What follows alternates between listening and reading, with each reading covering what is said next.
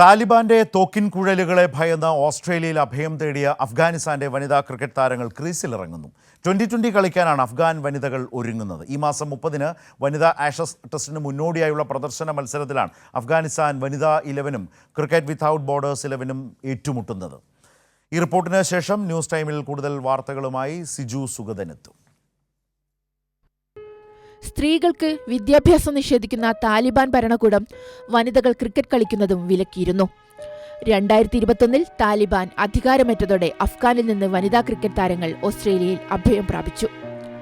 താലിബാന്റെ തോക്കിൻ കുഴലിൽ നിന്ന് രക്ഷ തേടിയ ഇവരിൽ പലരും കങ്കാരുക്കളുടെ മണ്ണിൽ ക്ലബ് ക്രിക്കറ്റ് കളിക്കുന്നുമുണ്ട്.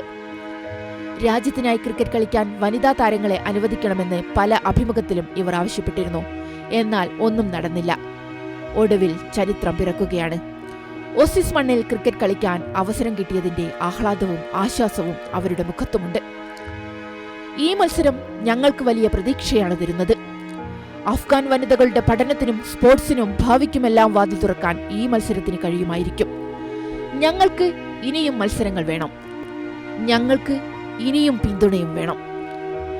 അഫ്ഗാൻ വനിതകൾ ആത്മവിശ്വാസത്തിന്റെ ബാറ്റ് വീശി തുടങ്ങി. ആണെന്നും പെണ്ണെന്നുമുള്ള ബൗണ്ടറികൾ മറികടന്ന് അവർ ജീവിതത്തിന്റെ ക്രീസിലും നിലനിൽക്കട്ടെ. AP Sajisha, sports desk, Kairali news.